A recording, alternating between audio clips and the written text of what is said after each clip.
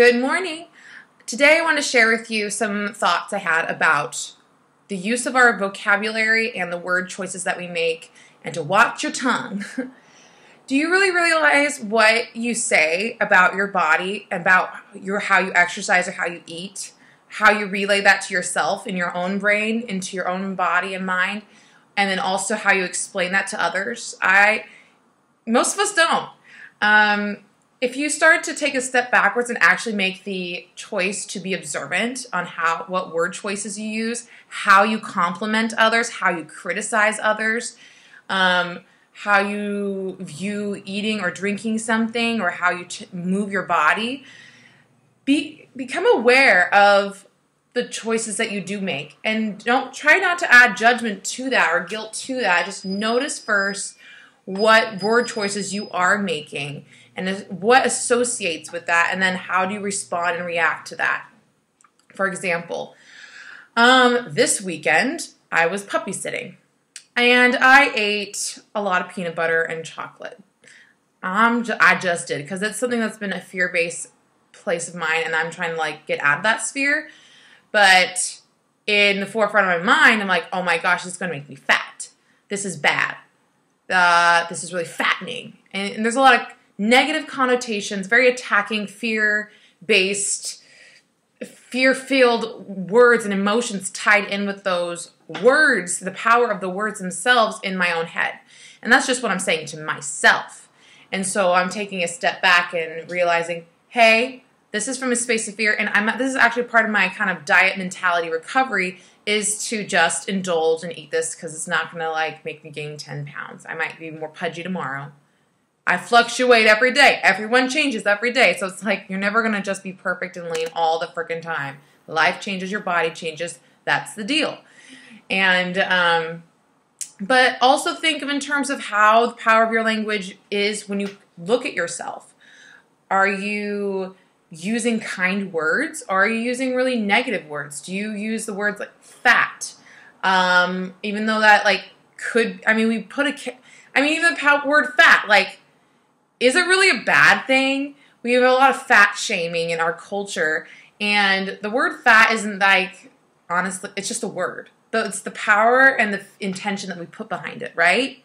So are you going to give that word all of its power and put your emotions and your value in that word? Something to think about. Or even when you go out to eat with friends, oh, I shouldn't get that because it's bad. Or I need to get this because it's good. This is what it's good. It's very dualistic mindset. And when we get into these extremes, we lose sense of balance. We just go one way or the other. And we'll either pig out, or we just eat super restricted, and there's no sense of medium. And that's something to think about. Even if you are relatively balanced in your eating habits, but in your frame reference for your mindset, is it actually kind? I remember, I still do, a lot of people talk about their food in a very fear-based space, oh, I need to do this, I need it without cheese because it's better for me. I mean, yeah, is it actually intestinally better for you, or is it just because you've been taught that it's less calories, or right, or is it moralistic, really? Food is food. Are you putting a weight of morality on this food, on these nutrients? And are you putting your value of self-worth in that morality that we're just putting and projecting there? Something to think about. But I also want to challenge you to think about how you are complimenting/criticizing others and yourself. What words do you use when you look at others? What words do you use when you actually compliment somebody? Are you always just talking about their physical appearance? You look good today. You look great. You look so skinny. You look so fit. It's nice to hear those things, yeah, but when we are constantly doing that unaware, it triggers the sense of, I am important because I look good. People value that I look good. And then you start to displace that your value is, in fact, your external body. It's not just the external, it is also the internal. I know we all, we do say It's beauty from the inside out. We say it, but do we actually live it? Do you compliment people because of their personality? Do you compliment that you did on their actions? Like, you were so badass at blah de blah singing that aria. The way you interpreted that character was so powerful. It gave me the chills. Or it's like, you looked great in that dress. And it's not bad to like compliment, but I think we tend to be heavy on the external. And I know that's where my brain shifts to like, I need to look good, and that's why, in opera and stuff, I like it's like it's this weird thing, it's like you put all this value in like this weird mixture of blending of health equals beauty, and the external is who you are, but we know that it is who we are on the inside that counts. And I ask you and challenge you to really look at the words choices you use and the power you put behind the word choices you use, and what tactics and where you want to go with that. What observances you make because of the language choices you use. Is it actually serving you? Is it serving someone else? Does it make you feel vibrant? Do you criticize yourself all the time? I know I do.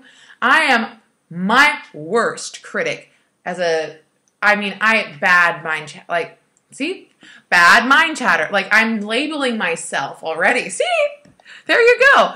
Evidence. Like, I have heavy. So let's like reword it. Like, how can you put in that connotative word that has a lot of power behind it and reword it into something that is serving? So that's something I would like to challenge you, is to think about that. Like, for example, I just said, I have bad mind chatter. It just puts a sense of morality that I am bad.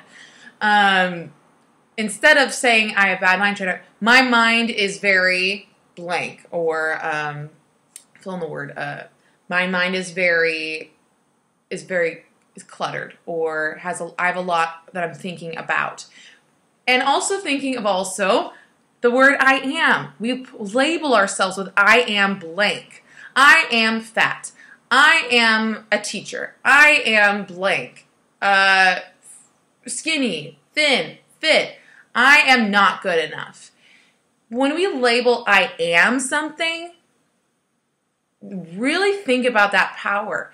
Do you want to give the fat percentage of your body that power of you are that? Like, my essence of being the person that I am is my body fat percentage. No. It's so much more than that. It's the whole package, And in terms of how I view the world and my faith, I remember journaling about this years ago. The word I am. Who I am is a child of God. And I am to be a reflection of those qualities. I am not a singer.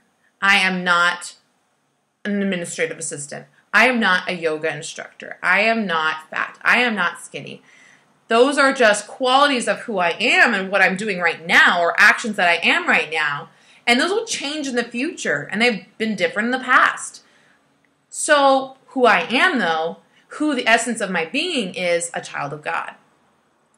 And so those are some things I want you to think about. And if you can, please reflect on the word choices you use and how that influences the choices that you make and the power that you put behind them. I know this is kind of a long video, but I know this is an important thing to share.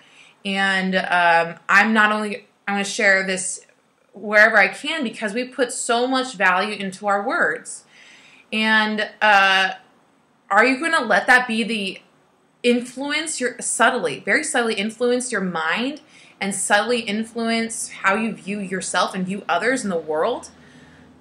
Use it as an influence, but use it as a positive influence versus something that's just serving you, wasting your time, wasting your energy, and not spreading the love and light that's what we are, To me, children of God is being a light in the world.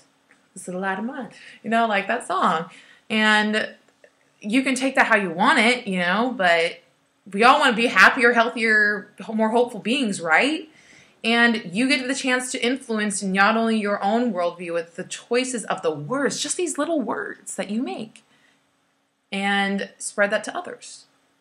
Thoughts for the day? Think about it. Reflect. Watch your words. Watch your tongue. Bye-bye.